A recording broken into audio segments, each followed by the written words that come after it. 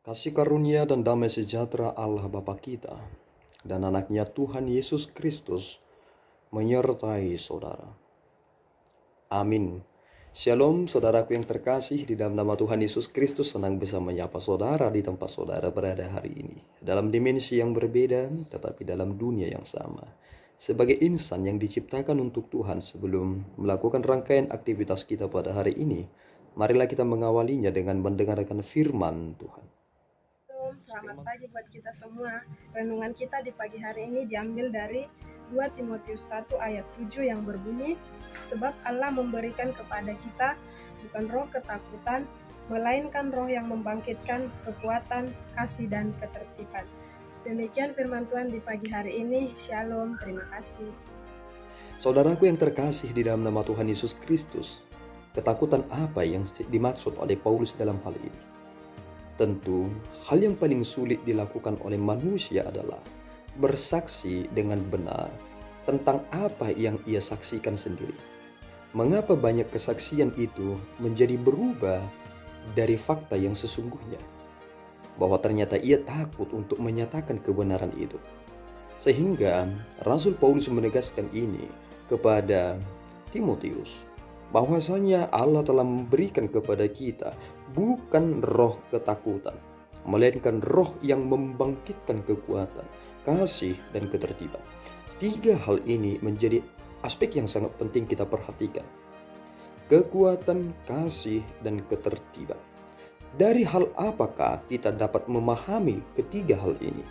Dan Rasul Paulus memberikan suatu pernyataan yang tegas bahwa kesaksian tentang Tuhan kita itulah yang akan memperbaiki ini semua. Mengapa kita harus berani untuk bersaksi tentang Tuhan kita?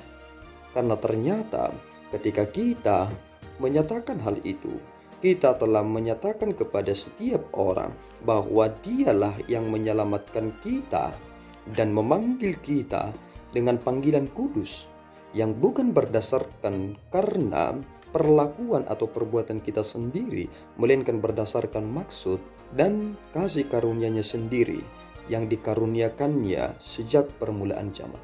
Artinya ketika manusia itu belum menjadi orang yang baik, Tuhan telah menyatakan rancangan keselamatan itu di dalam Kristus. Sehingga ketika kita memberitakan tentang Tuhan kita Yesus Kristus, maka kita sedang membicarakan diri kita. Bukankah kita harus bisa memahami hal ini ketika kita menyatakan kepada orang lain bahwa apa yang telah aku terima akan dapat mereka terima kembali. Seperti aku menerima, mereka juga akan menerima itu. Dan Rasul Paulus menyatakan bahwa dirinya boleh menjadi contoh. Mengapa demikian? Karena banyak hal yang telah dilalui oleh Rasul Paulus. Karena Injillah ia berjalan lebih jauh. Karena Injillah ia dapat menyatakan dengan sungguh-sungguh. Karena Injillah ia mengalami penderitaan itu. Dan ia disebut sebagai guru. Mengapa ia harus melakukan semuanya itu? Karena ia meletakkan kepercayaannya yang sungguh-sungguh kepada Yesus Kristus. Karena Yesus Kristus yang akan memelihara segala sesuatunya hingga pada hari Tuhan nantinya. Bukankah ini harus menjadi bagian dalam diri kita? Mengapa kita harus menjadi takut ketika ingin menyatakan kebenaran? Tentu kita ketika tidak mampu mengatakan itu, kritik kita tentang ketidakbenaran itu akan semakin redup. Dan akhirnya kita akan menjadi bagian dari penindas itu. Dulu kita tidak suka, bahkan kita bisa menggebu-gebu dengan tegas menyatakan itu salah. Tetapi kadang-kadang dalam suatu waktu tertentu, mengapa kita menjadi tidak mau? Padahal ini akan menjadi dampak di masa depan. Membuat pengamatan di kita dan pemahaman kita menjadi tumpul menyangkut tentang kebenaran. Pengajaran-pengajaran yang kita dengarkan harus berdasarkan dari Alkitab. Dan Paulus menegaskan hal ini. Mengapa kita harus menegaskan ini kepada setiap orang? Karena dasar kita berpijak dan memahami tentang kealahan Trinitas itu. Dan segala sesuatu yang dilakukannya adalah firman Tuhan. Terlepas dari firman Tuhan, maka itu akan menjadi pengajaran yang keliru. Kita harus tegas dalam hal itu. Setiap apa yang boleh kita perhatikan, jika kita belum mengetahui fakta, belum mengetahui kebenarannya, jangan menjadikan prasangka menjadi kesimpulan. Ini adalah kekacauan yang sering terjadi, menjadikan prasangka sebagai kesimpulan. Oleh karena itu saudaraku, kita telah memahami bahwa Allah memberikan kepada kita bukan roh ketakutan, melainkan roh yang membangkitkan kekuatan, kasih, dan ketertiban. Jika kita memiliki mimpi bahwa semua ini akan menjadi lebih baik lagi, jawaban satu-satunya adalah Injil Kristus. Karena itulah yang menyelamatkan kita. Tuhan Yesus memberkati. Kita berdoa.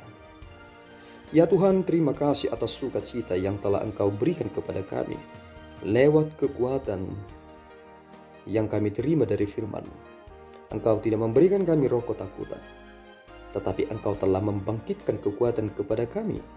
Engkau telah menyatakan bahwa kami harus memberikan hal yang terbaik di dunia ini, bahwa Engkau adalah kekuatan kami yang sesungguhnya, Roh-Mu yang akan menuntun kami untuk menyuarakan kebenaran itu. Dan apa yang kami kerjakan ini bukan sesuatu hal yang sia-sia. Tolong kami ya Tuhan supaya kami setia hingga pada akhirnya dan memenangkan perjalanan iman kami. Engkau adalah Allah yang sejati, dan keselamatan itu akan terus kami nyatakan. Tuhan kami Yesus Kristus akan terus kami saksikan. Dalam dunia yang carut marut, iman kami tidak akan menjadi goyah. Tuhanlah yang dimuliakan dalam segala sesuatunya. Terpuji Engkau Bapa. Di dalam Yesus kami telah berdoa dan mengucap syukur.